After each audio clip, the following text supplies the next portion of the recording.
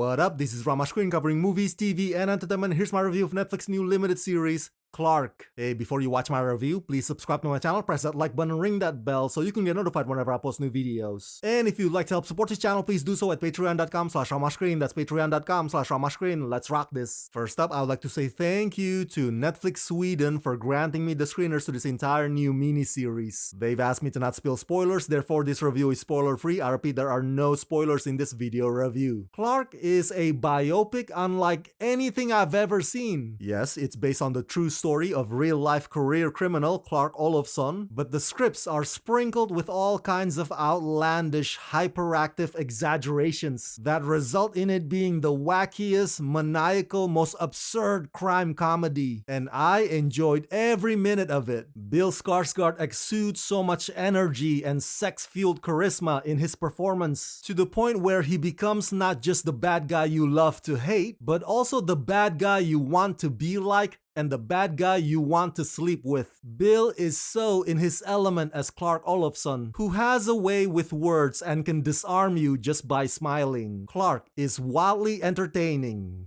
Directed by Jonas Åkerlund, Clark follows the man behind the expression the Stockholm Syndrome on his life journey as he fooled all of Sweden to fall in love with him, despite several counts of drug trafficking, attempted murder, assault, theft, and dozens of bank robberies.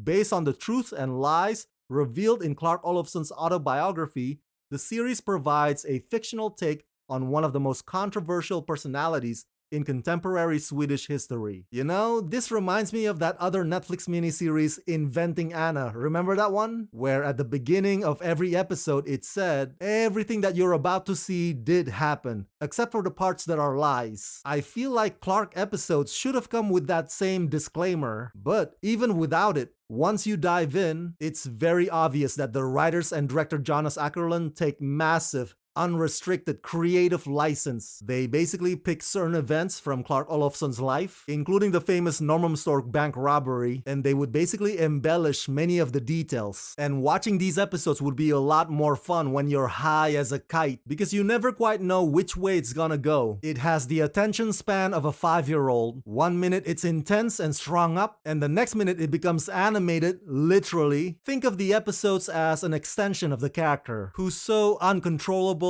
spontaneous, and impulsive. So yeah, I'd say Clark can get a bit too much for audiences who may prefer something calmer, something that doesn't rapidly go in every direction. One thing amusing about the format is that the writers would bring in Clark's adolescent friends years later after they've grown up. So on one episode, one friend would show up to help him, and on another episode, another friend would show up. Some of them are more willing and some of them are more reluctant, but they all end up following his plans, all of which turn out to be self-serving. And that goes to show the effect or the hold that Clark has on everybody around him. This so-called Stockholm Syndrome is not just about the bank situation. Clark has been carrying that with him all along, spreading it all over, which is why the one cop on Clark's ass, Tommy Lindstrom, just could not understand why everybody but him seems to fall under Clark Olofsson's spell. By the way, the dynamics between Clark and Tommy is very cartoony and comical. It's very much a Tom and Jerry relationship going on there. Tommy being the punching bag or the laughing stock. The drama kicks in whenever it flashbacks to Clark's upbringing,